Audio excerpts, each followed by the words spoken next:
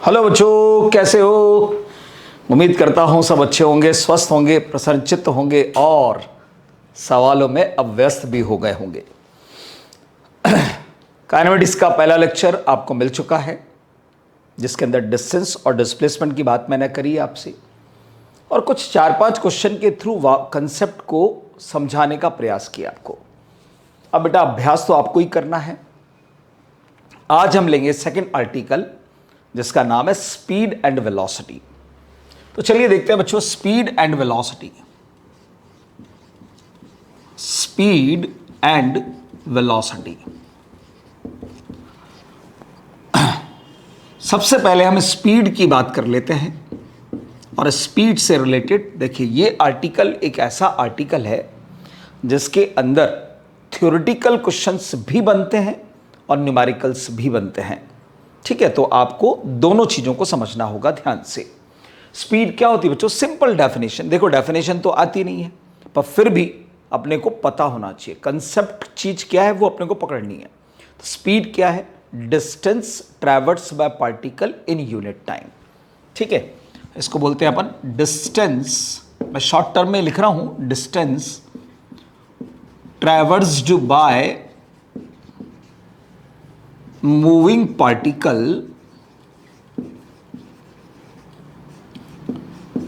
इन unit time.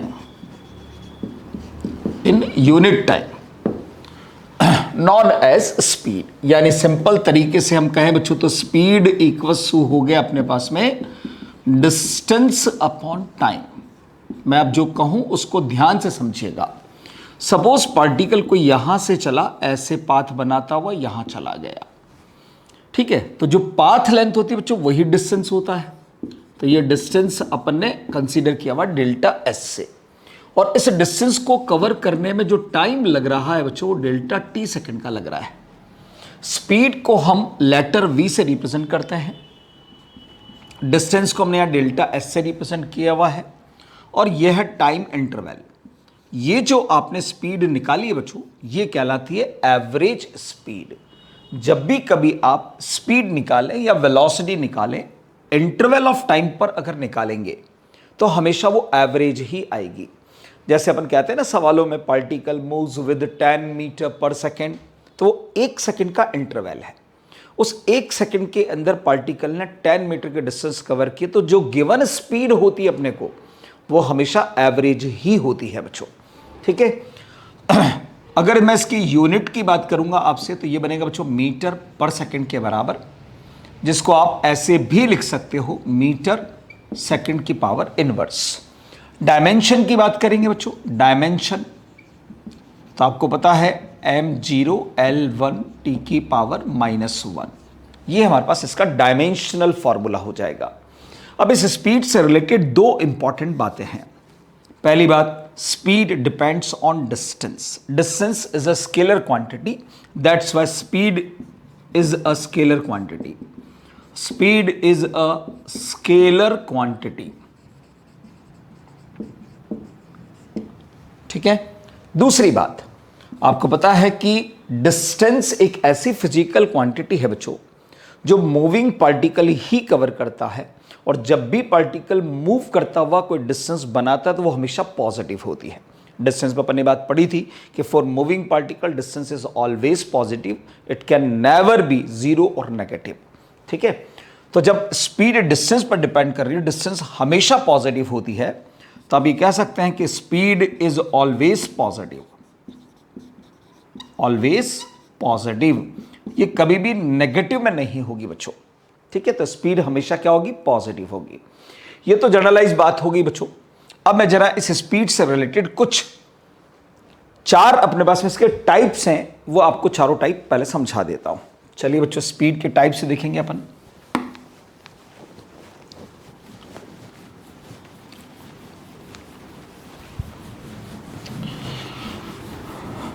बात करेंगे अब जरा टाइप्स ऑफ स्पीड की बच्चों। Types of speed. स्पीड जो होती है बच्चों 4 तरीके की होती है। सबसे पहली आती है यूनिफॉर्म, जिसको आप कांस्टेंट स्पीड के नाम से भी जानते हैं। यूनिफॉर्म बोलो या कांस्टेंट बोलो, एक ही बात है, पर आपको नाम से काम समझ में आना चाहिए। यूनिफॉर्म का मतलब होता है एक जैसा, और कांस्टेंट का मतलब होता है जिसकी वैल्यू में कभी कोई चेंज ना आए। ठीक है, तो हमें मालूम है डिस्टेंस अपॉन इस टाइम अपने पास में स्पीड होती है, तो अपन ये कह सकते हैं कि इक्वल डिस्टेंसेस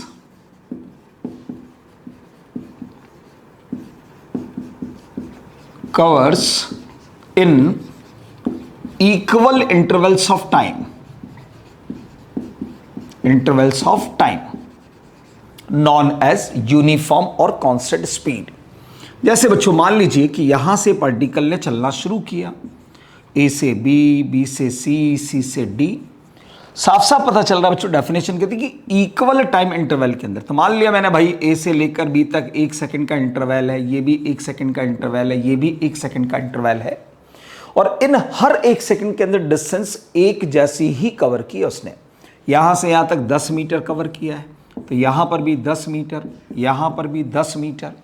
तो इस इंटरवल में स्पीड होगी उसकी 10 मीटर पर सेकेंड, यहां पर भी 10 मीटर पर सेकेंड, यहां पर भी 10 मीटर पर सेकेंड। कोई जरूरी नहीं कि मैंने 1-1 सेकंड के इंटरवल लिए तो आप भी 1-1 सेकंड के इंटरवल ले। हो सकता है आप 2-2 सेकंड के इंटरवल ले तो 5 मीटर पर सेकंड, 5 मीटर पर सेकंड, 5 मीटर पर सेकंड। पर जब यूनिफॉर्म स्पीड होती है ना बच्चों, तब ये 3 बातें आपको हमेशा ध्यान रखनी है। पहली बात कि स्पीड जब यूनिफॉर्म होगी, सवाल है थ्योरेटिकल, ध्यान रखना। सवाल पूछा जाता है कि particle moves with uniform speed then acceleration, तो अब इस स्टेटमेंट से आप ये तो कह सकते हो कि कोई पार्टिकल 10 मीटर पर सेकंड या 20 मीटर पर सेकंड, कोई भी एक यूनिफॉर्म स्पीड दे रखी है। 10 मीटर पर सेकंड हो सकती है, 20 हो सकती है, 50 हो सकती है, 100 हो सकती है, 20 हो सकती है, 25 हो सकती है, कुछ भी हो सकता है। जितनी भी स्पीड दे रखी है उससे चल रहा है, पर उससे आप ये नहीं बता सकते कि वो किस पाथ को फॉलो कर रहा है। सिर्फ यही तो पता चल रहा है अपने को, क्योंकि वो तो स्केलर क्वांटिटी है, तो वहां डायरेक्शन तो ही नहीं है। तो सिर्फ क्या पता चल रहा है कि इसका मैग्नीट्यूड इतना है, भाई इतने 1 सेकंड के अंदर इतने डिस्टेंस को कवर कर रहा है, केवल यही पता चल सकता है। पर इससे यह पता नहीं चल सकता कि वो पाथ कौन सा फॉलो कर रहा है। तो ये आपके पास जो स्टेटमेंट हुआ, ये हुआ पाथ इंडिपेंडेंट स्टेटमेंट। ठीक है, और जब कभी भी पाथ इंडिपेंडेंट स्टेटमेंट की फॉर्म में यूनिफॉर्म स्पीड दी जाती है, तब एक्सेलेरेशन कुछ भी हो सकता है बच्चों, हो भी सकता है, नहीं भी हो सकता है। तो जवाब हुआ हमारा एक्सेलेरेशन मे और मे नॉट बी प्रेजेंट। ठीक है, तो पहली बात,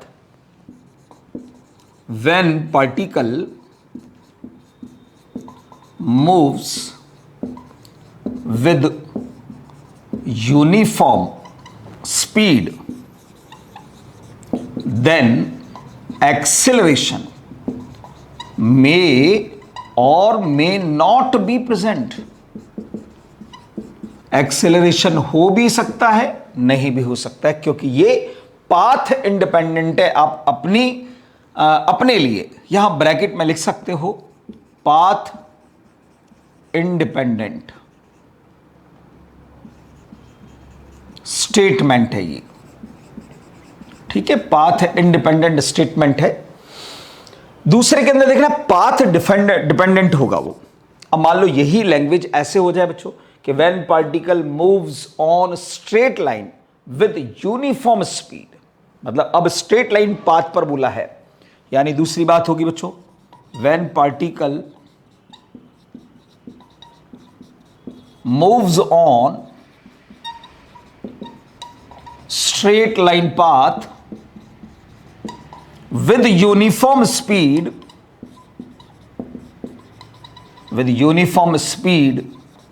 then acceleration।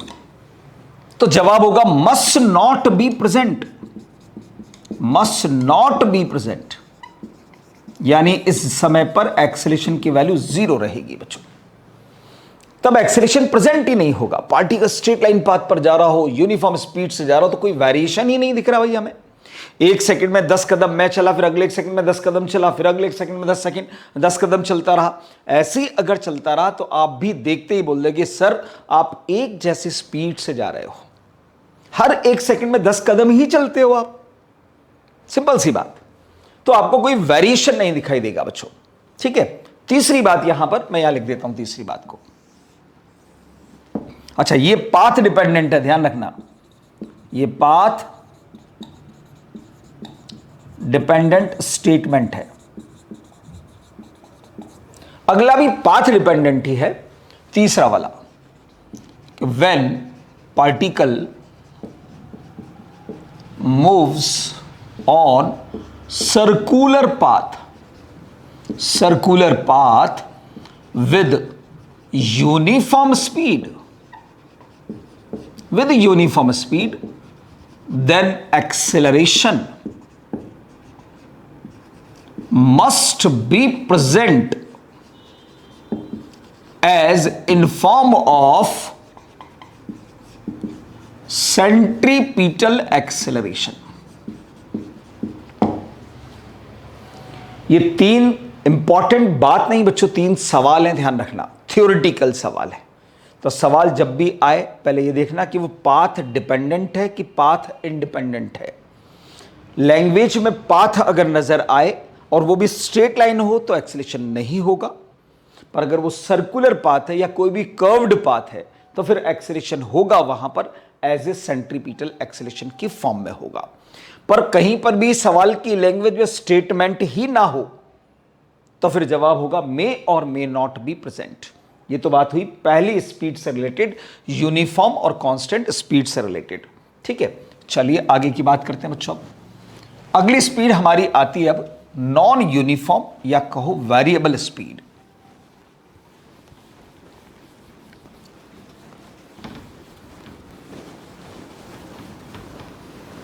हाँ जी बच्चों, अगली स्पीड है हमारी बच्चों नॉन यूनिफॉर्म या कहो वेरिएबल स्पीड। नॉन यूनिफॉर्म या वेरिएबल स्पीड, यूनिफॉर्म में तो क्या था, इक्वल डिस्टेंसेस कवर कर रहा था इक्वल टाइम इंटरवल के अंदर, पर यहां अनइक्वल डिस्टेंसेस कवर करेगा इक्वल टाइम इंटरवल के अंदर। Unequal distances covers in equal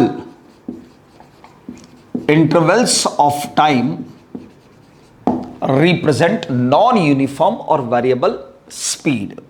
मान लो बच्चों कि यार ये एक एक सेकंड के आपने तीन इंटरवल बनाए, ए से बी, बी से सी और सी से डी, एक एक सेकंड के इंटरवल हैं, पर इस फर्स्ट 1 सेकंड में मान लो 20 मीटर के डिस्टेंस को कवर किया, तो अगले 1 सेकंड में सिर्फ 5 मीटर ही चला मान लो, फिर अगले 1 सेकंड में पता चला 10 मीटर चला। तो इस इंटरवल की जो स्पीड होगी वो होगी 20 मीटर पर सेकंड, यहां होगी 5 मीटर पर सेकंड, यहां होगी 10 मीटर पर सेकंड, यानी यहां 1 सेकंड में 20 मीटर तक चला गया, यहां 1 सेकंड में सिर्फ 5 मीटर ही चला, यहां 1 सेकंड में 10 मीटर ही चला।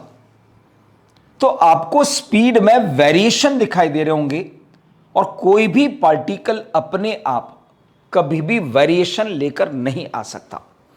जैसे कि मैंने कोई बॉल को लिया बच्चों और बॉल को लुढ़का दिया, तो क्या बॉल अपने आप अपनी स्पीड को कम या ज्यादा कर सकती है? नहीं कर सकती, अपने आप नहीं कर सकती। तभी होगी स्पीड में चेंज जब कोई एक्सटर्नल सोर्स से एक्सटर्नल फोर्स उसके ऊपर लगेगा, और फोर्स लगेगा तो एक्सेलरेशन तो आएगा ही आएगा बच्चों।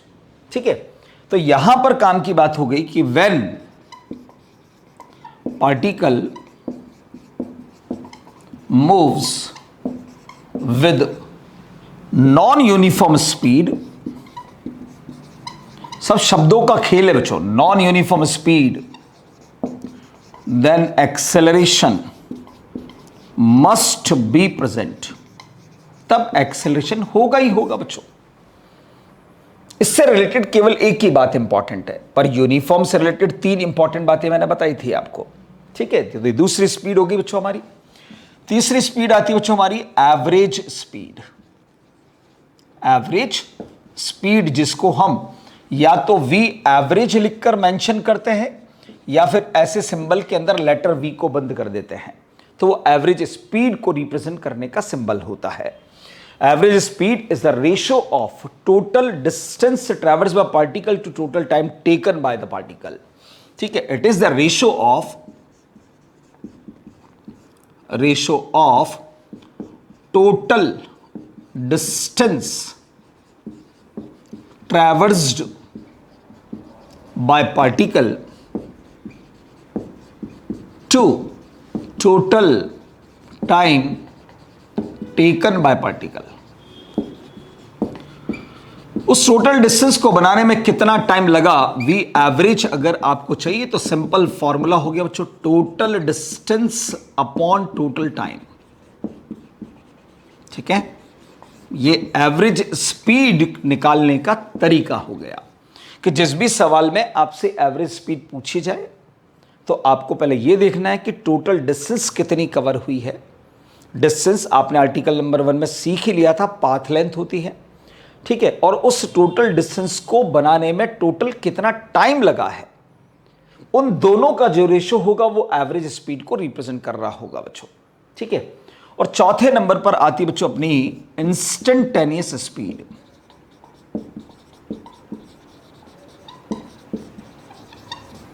इंस्टेंटेनियस स्पीड डेफिनेशन होती है बच्चों इसकी, speed of a particle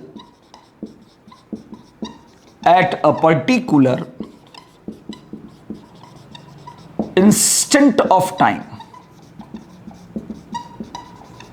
time के पर्टिकुलर किसी इंस्टेंट पर जो स्पीड होती है उसे कहा जाता है इंस्टेंटेनियस स्पीड। समझिएगा जरा ध्यान से, इसका मतलब भी समझ लें आप।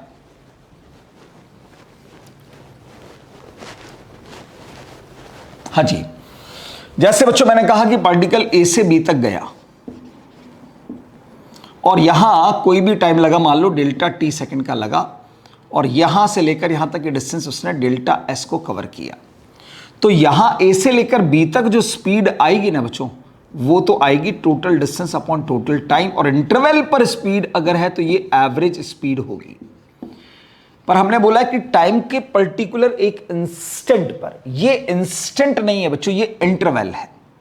इस इंटरवल को जैसे जैसे आप छोटा करता जाएंगे, लास्ट में ऐसा होगा कि एक पर्टिकुलर पॉइंट हो जाएगा।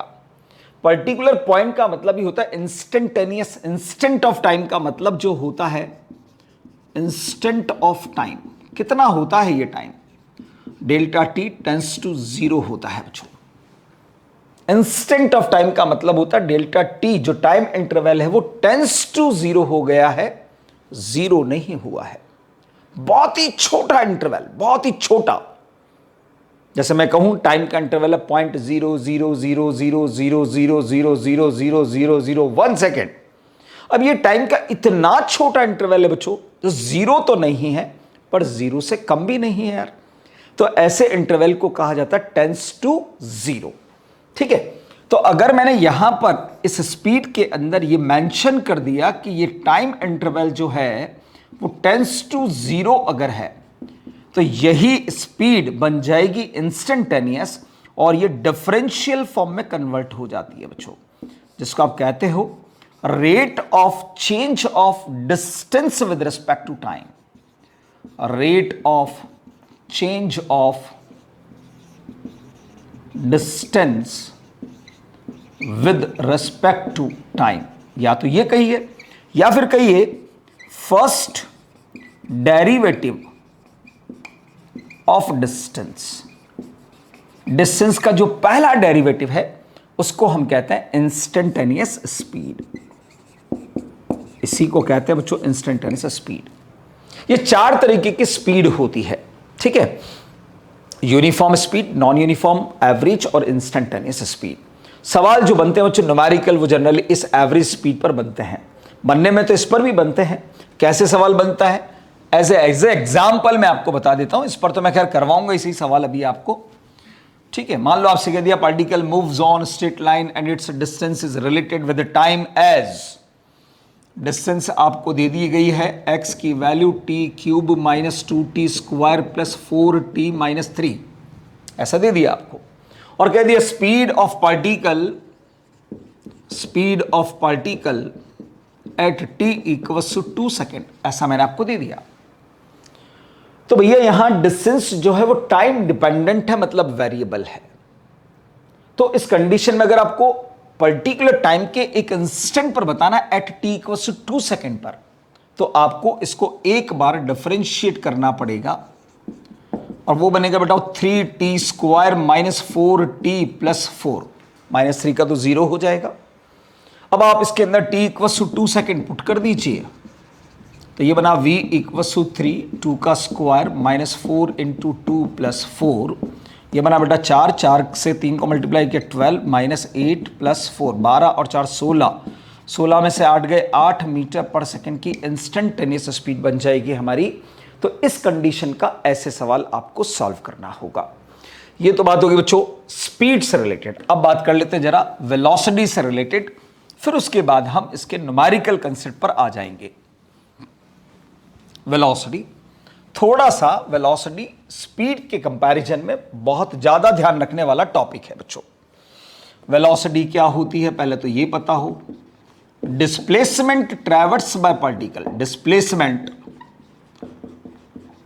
ट्रैवर्स्ड by particle in unit time, in unit time known as velocity. मान लो कि कोई पार्टिकल इस पॉइंट ए से चला, ऐसे मूव करता हुआ यहां आ गया बच्चों। डिस्प्लेसमेंट जो होता है बच्चों वो होता है अपने को मालूम है shortest distance between initial and final, या कहो vector drawn from initial position to final position. ये हमारा डिस्प्लेसमेंट वेक्टर हुआ बच्चों डेल्टा एस वेक्टर, और इसको ए पोजीशन से बी पोजीशन तक पहुंचने में जो टाइम लगा है वो लगा डेल्टा टी सेकेंड का। तो वेलोसिटी के डेफिनेशन के अकॉर्डिंग वेलोसिटी इक्वल्स टू होता है बच्चों डिस्प्लेसमेंट अपॉन टाइम। वेलोसिटी को भी लेटर v से ही रिप्रेजेंट किया जाता है। डिस्प्लेसमेंट यहां पर है बच्चों डेल्टा एस वेक्टर, टाइम है डेल्टा टी सेकेंड का। वेलोसिटी साफ साफ दिखाई दे रहा है depends on displacement, displacement is a vector quantity, that's why velocity is also vector quantity. बात करें यूनिट एंड डायमेंशन की, unit and dimension are same as speed, speed की तरह ही वही मीटर पर सेकेंड और m0 l1 t की power -1।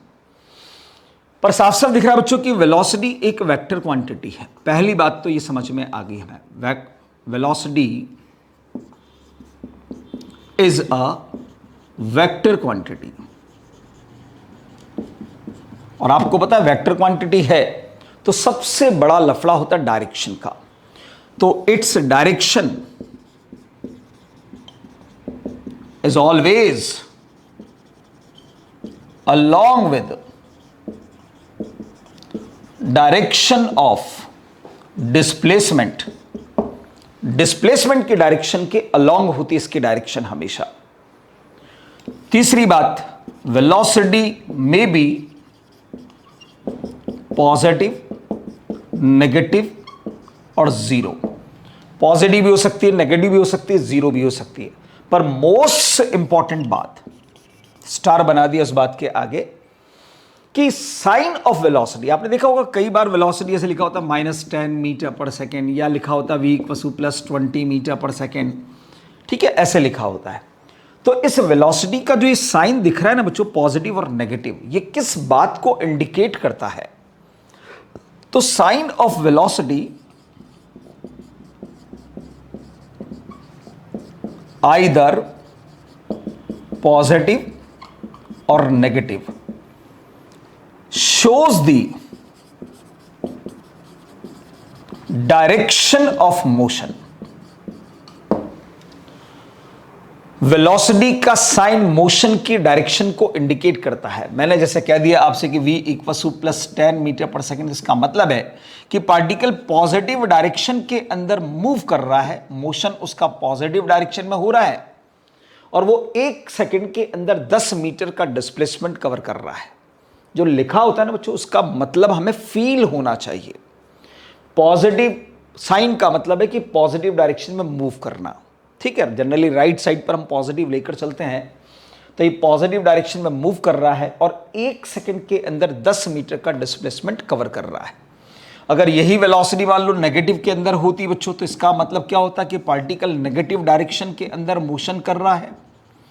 ये negative direction है लेफ्ट साइड पर, और वो 1 सेकंड के अंदर 10 मीटर का डिस्प्लेसमेंट नेगेटिव डायरेक्शन के अंदर बना रहा है। ये इसका मतलब होगा। तो ये 4 बातें इस वेलोसिटी से रिलेटेड आपको हमेशा पता होनी चाहिए। अब इस वेलोसिटी से रिलेटेड वेलोसिटी की टाइप्स की बात कर लेते हैं बच्चों। टाइप्स ऑफ वेलोसिटी की बात करते हैं। देखिए इधर,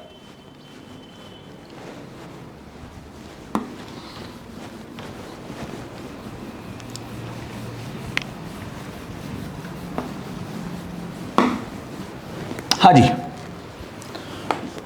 इसके टाइप्स की अगर बात करेंगे बच्चों तो पहली वही यूनिफॉर्म ऑब्लिक कांस्टेंट।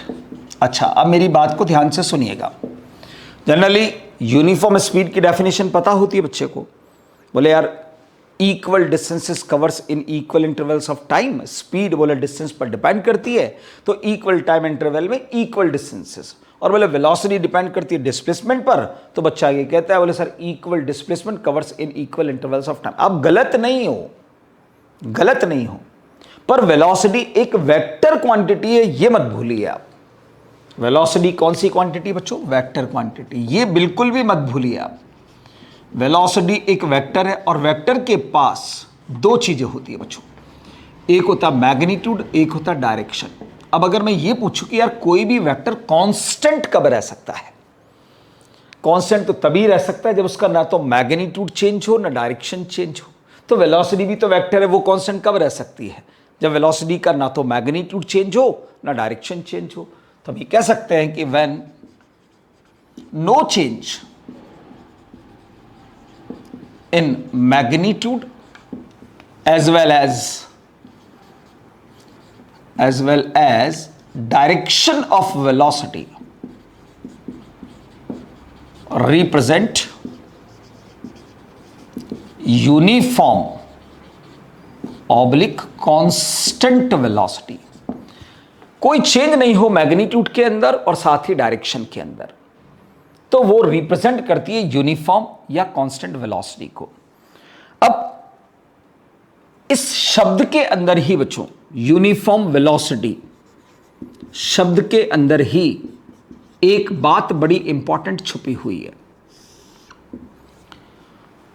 कोई भी पार्टिकल जब यूनिफॉर्म वेलोसिटी या कांस्टेंट वेलोसिटी से चलता है तो उसका पाथ ऑलवेज स्ट्रेट लाइन होता है। ठीक है, तो मैं इसको ऐसे लिख देता हूं इंपॉर्टेंट पॉइंट करके, या इंपॉर्टेंट नोट लगाकर लिख लीजिएगा आप भी। पहली बात कि when particle moves with uniform speed, uniform velocity sorry, then its path must be straight line. अच्छा, अब डिफरेंस को समझो। यूनिफॉर्म स्पीड, स्पीड स्केलर था तो आप पाथ डिफाइन नहीं कर पा रहे थे क्योंकि इसमें डायरेक्शन नहीं है, पर इसमें तो डायरेक्शन है ना भाई। पार्टिकल को मैंने अगर यूनिफॉर्म वेलोसिटी इस डायरेक्शन में दी तो पार्टिकल इसी डायरेक्शन में जा रहा है क्योंकि डायरेक्शन में चेंज ही नहीं होना है कोई। ठीक है, तो यहां पाथ फिक्स है कि it's path must be straight line. तो अगर यहां पर यह बोल दे कि व्हेन पार्टिकल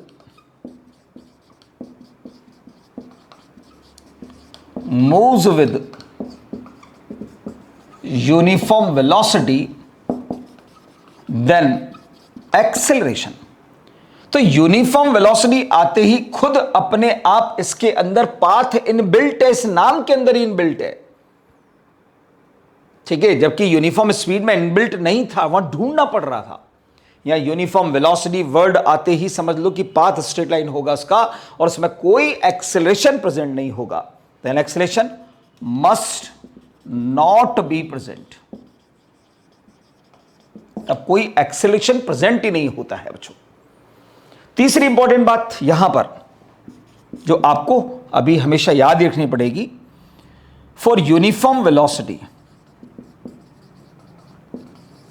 यूनिफॉर्म वेलोसिटी अगर है बच्चों तो instantaneous speed, mod of instantaneous velocity, average speed और mod of average velocity all are equal.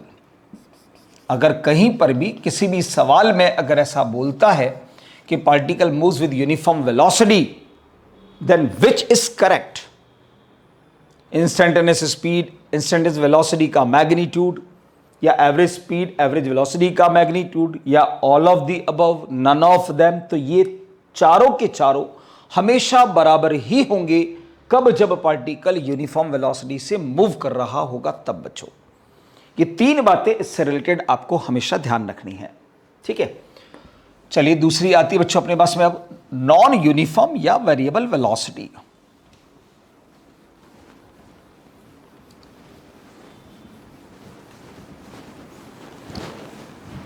हाँ जी, दूसरे नंबर पर आती है बच्चों non uniform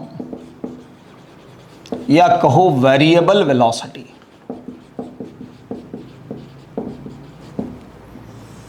When either magnitude of velocity or direction of velocity or both are change.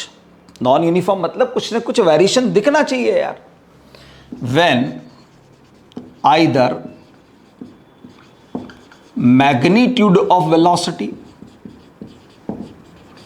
or direction of velocity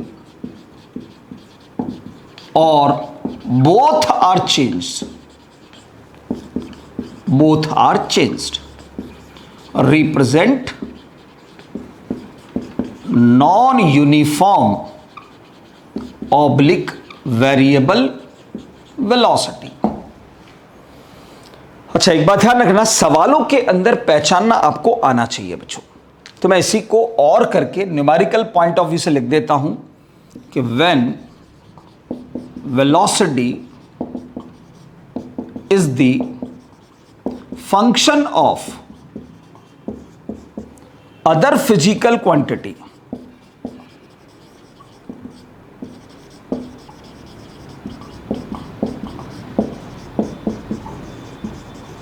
represent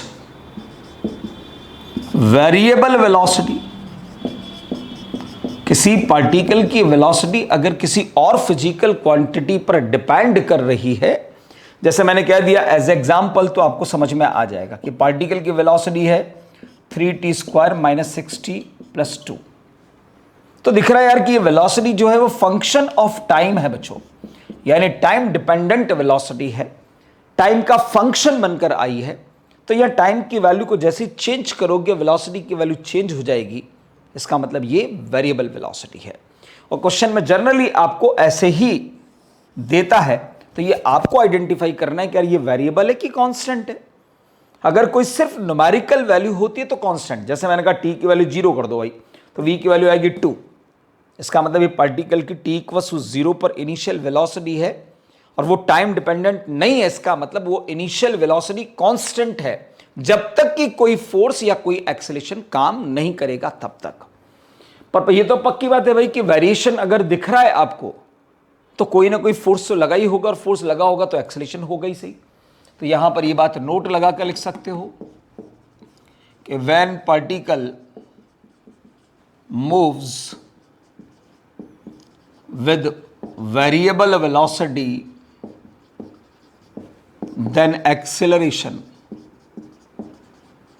must be present, तब present होगा ही सही, यहां एक्सेलरेशन 0 नहीं होगा बच्चों, कोई ना कोई एक्सेलरेशन प्रेजेंट होगा फिर वहां पर। चलिए तीसरे नंबर पर आता है बच्चों अपने पास है एवरेज वेलोसिटी।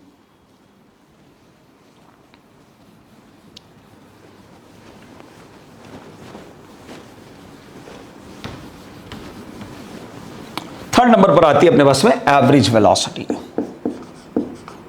शॉर्ट टर्म में लिख रहा हूं मैं ना, average velocity. Average velocity is the ratio of total displacement upon total time. Total displacement और टोटल टाइम का रेशियो निकालना एवरेज वेलोसिटी पर अपन सब जानते हैं बच्चों। तो एक इंपॉर्टेंट बात बताने जा रहा हूं, यहां लिख सकते हैं वी नो दैट कि distance is either greater than और equal to magnitude of displacement. That's why average speed is either greater than और equal to mod of average velocity. Average speed depends on distance, average velocity depends on displacement. तो जो दोनों में relation है वही relation यहां पर बनेगा, क्योंकि टाइम इंटरवल तो सेम ही है ना, टाइम इंटरवल तो सेम ही है कि एक पार्टिकल को यहां से चलने के अंदर यहां तक गया इस पाथ को फॉलो करके, तो यहां तो आएगी डिस्टेंस पर, यह आएगा डिस्प्लेसमेंट पर। ए से बी तक जाने में अगर 5 सेकंड लगे तो इस पाथ को बनाने में 5 सेकंड लगे, या कह लो डिस्प्लेसमेंट को बनाने में 5 सेकंड लगे, बात तो एक ही है। क्योंकि डिस्प्लेसमेंट डिपेंड करता है इनिशियल और फाइनल पोजीशन पर, और डिस्टेंस डिपेंड करती है पाथ पर। तो पाथ बनाने में 5 सेकंड लगे भाई, इसका मतलब 5 सेकंड के अंदर फाइनल पोजीशन पर पहुंचा है। तो डिस्प्लेसमेंट को बनाने में भी 5 सेकंड ही लगे और डिस्टेंस को बनाने में भी 5 सेकंड ही लगे। तो टाइम इंटरवल तो सेम है, खेल क्या है, डिस्टेंस अलग है, डिस्प्लेसमेंट अलग है। इसलिए एवरेज स्पीड और एवरेज वेलोसिटी इस पार्टिकल के लिए दोनों अलग अलग है। हाँ, अगर ये पार्टिकल इस पाथ को फॉलो नहीं कर रहा होता, ये पार्टिकल सीधा सीधा इसी पाथ पर अगर गया होता, तो फिर डिस्टेंस और डिस्प्लेसमेंट का मैग्नीट्यूड इक्वल होते हैं। तो उस कंडीशन में एवरेज स्पीड और एवरेज वेलोसिटी का मैग्नीट्यूड भी बराबर ही आएगा। ठीक है, चलिए बच्चों, चौथे नंबर पर अपने पास में आता है इंस्टेंटेनियस वेलोसिटी। चौथे नंबर पर आता है अपने पास में इंस्टेंटेनियस वेलोसिटी। तो आपको बताइए यार, इंस्टेंट पर्टिकुलर टाइम के किसी भी इंस्टेंट पर जो वेलोसिटी होगी वो इंस्टेंटेनियस वेलोसिटी होगी। पर ये जो आती है बच्चों, ये तो एवरेज वेलोसिटी होती है, क्योंकि किसी इंटरवल पर कैलकुलेट होती है। अगर मैंने यहां इस इंटरवल को डेल्टा टी टेंस टू 0 कर दिया है, तो फिर ये बन जाता है बच्चों अपने पास में v vector is equal to ds vector upon dt। First derivative of displacement कहो, या इसको rate of change of displacement कहिए विद रेस्पेक्ट टू टाइम, या कहो इसको आप फर्स्ट डेरिवेटिव ऑफ डिस्प्लेसमेंट। ठीक है, तो ये अपने पास में थ्योरेटिकल पार्ट। पर इस इंस्टेंटेनियस वेलोसिटी से रिलेटेड दो इंपॉर्टेंट बातें बता देता हूं। ठीक है, इंस्टेंटेनियस वेलोसिटी से रिलेटेड है, इंपॉर्टेंट नोट लगाकर लिख लीजिएगा। पहली बात, when particle moves on any path, किसी भी पाथ पर मूव कर रहा हो, then instantaneous speed is always equals to magnitude of instantaneous velocity. Always ध्यान रखना,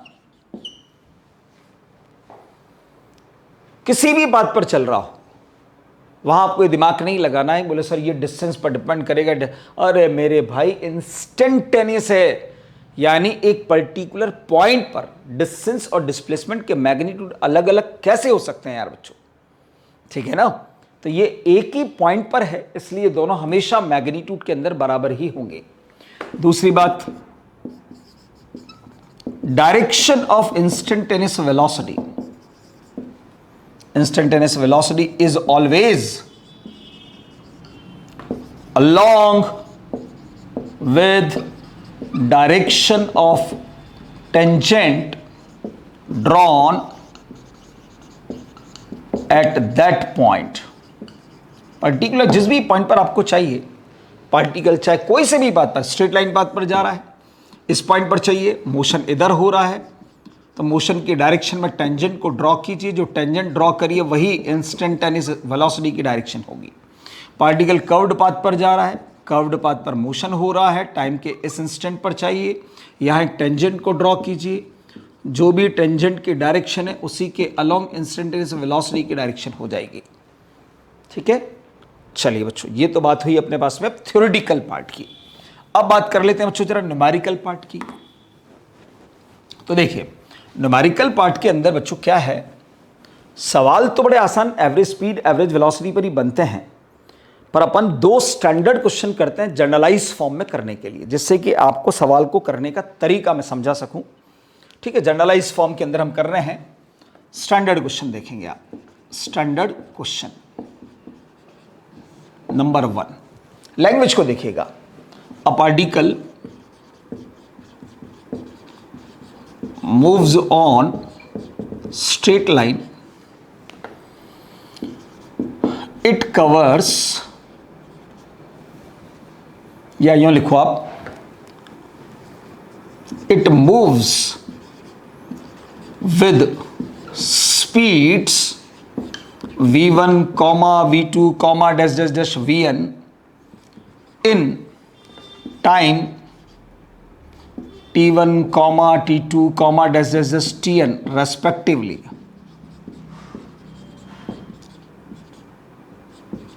then find average speed। अब समझिएगा, बोला है particle moves on straight line, तुरंत आपने एक स्ट्रेट लाइन को ड्रॉ कर लिया, जैसा कहे वैसा करना, दिमाग लगाना ही नहीं है, बस दिमाग नहीं लगाना, कंसेप्ट पकड़कर काम करना है और ना कोई फॉर्मूला रटना है। मुझे भी कोई फॉर्मूले याद नहीं रहते बच्चों, तो मैं भी ये कहता हूं यार याद करने की जरूरत नहीं है। आपके पास अगर कंसेप्ट पता है तो आप आराम से फॉर्मूले को 1 मिनट के 1 सेकंड के अंदर डिराइव करके पटक सकते हो। कैसे? पर ये तो देखो, इट मूव्स विद स्पीड्स, पहले t1 टाइम के अंदर v1 से चल रहा है, फिर t2 टाइम के अंदर v2 से चल रहा है, dash dash dash dash, last में tn टाइम होगा उसमें vn से चल रहा है। अब पूछ रहा है कि एवरेज स्पीड बताइए, तो हमें मालूम है यार कि एवरेज स्पीड जो होती है वो क्या होती है बच्चों, total distance upon total time होता है, इतना हमें पता है। अब इन दो चीज पर ही फोकस होना चाहिए आपको, आपका फोकस इन दो चीज पर ही होना चाहिए। रही बात तो टोटल टाइम की, तो इन सभी टाइमिंग को मैं अगर ऐड कर देता हूं तो टोटल टाइम आ जाता है, पर टोटल डिस्टेंस मुझे किसी भी इंटरवल की डिस्टेंस नजर नहीं आ रही है, क्योंकि दिया ही नहीं है उसने, तो कहां से नजर आएगी। पर यह कंफर्म है कि हर इंटरवल में कोई ना कोई तो डिस्टेंस उसने ट्रैवल करी होगी, ऐसे हर इंटरवल की कोई ना कोई तो डिस्टेंस होगी यार बच्चों। तो टोटल डिस्टेंस अगर मैं सभी पाथ लेंथ को ऐड कर देता हूं और इन सभी टाइम इंटरवल को ऐड कर देता हूं बच्चों, तो मुझे एवरेज स्पीड मिल जाती है, एवरेज स्पीड मिल जाती है मुझे। पर अगर मैं यहां एक स्पेशल कंडीशन डाल देता हूं, स्पेशल कंडीशन क्या, ध्यान से देखेंगे, स्पेशल कंडीशन डाल रहा हूं कि अगर ये सभी डिस्टेंसेस इक्वल हो जाए बच्चों, सभी एसएस को रिप्रेजेंट करें, तो मुझे मालूम है कि ये सब S S S S S n times बार एस करना पड़ेगा मुझे, तो एवरेज स्पीड आएगी n times of S upon total time t1 plus t2 plus dash dash dash tn। पर अगर मैंने मान लो, ये तो पहली कंडीशन डाली, दूसरी कंडीशन डाल देता हूं कि if t1 equals to t2 equals to dash dash dash dash tn,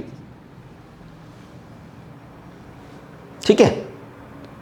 अब ये डिस्टेंसेस मेरे पास में है नहीं बच्चों, ये तो कैलकुलेट तो करनी पड़ेगी ना भाई। यहां तो मैंने अज्यूम कर लिया लेट करके कि साहब ये इंटरवल की डिस्टेंस ये होगी, पर ये लाऊं कहां से मैं, तो एक कंसेप्ट है speed equal to distance upon time, तो distance equal to speed into time, पर हर इंटरवल की स्पीड और टाइम तो है ना, तो यहां की जो एवरेज बन रही है S1 की जगह क्या लिखोगे, V1 T1, यहां V2 T2 plus dash dash dash VN TN divided by T1 से लेकर TN तक।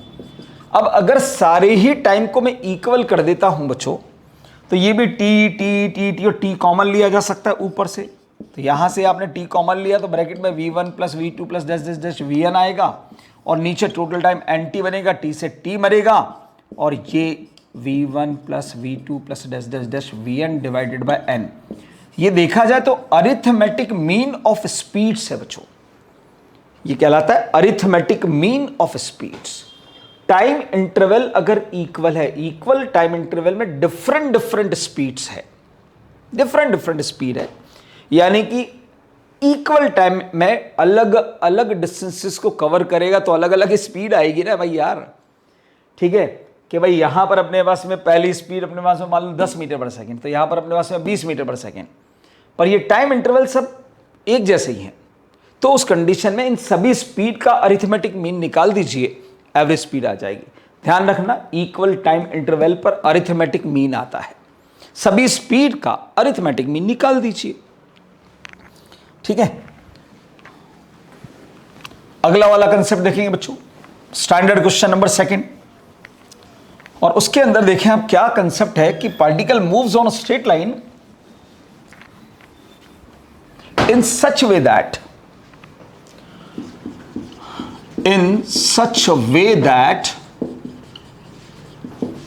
it covers S1, S2, Sn distances with speeds v1 comma v2 comma dash dash dash vn respectively, find average speed. अब अपने पास में यहां पर distances दे रखी हैं आपको कि पहली डिस्टेंस को v1 स्पीड से कवर कर रहा है, दूसरी डिस्टेंस को v2 से कवर कर रहा है, dash dash dash dash sn को vn से कवर कर रहा है। तो आपको चाहिए बच्चों एवरेज स्पीड। तो अब ये एवरेज स्पीड क्या होती है यार बच्चों? Total distance upon total time. Again focus on both term, दोनों टर्म पर फोकस कीजिए और ध्यान से देखो, सभी डिस्टेंसेस का सम अगर कर दो आप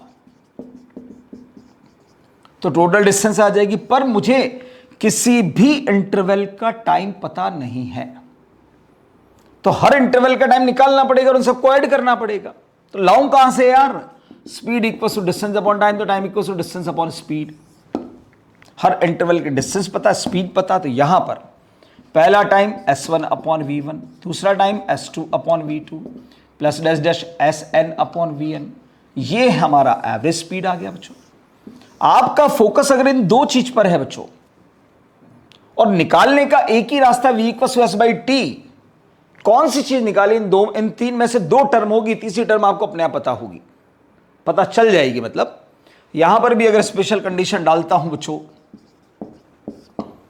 कि s1 s2 dash dash dash dash sn सब इक्वल कर दिए जाएं, तो ये सभी डिस्टेंसेस जो होंगी बच्चों वो n टाइम्स ऑफ s बन जाएगी।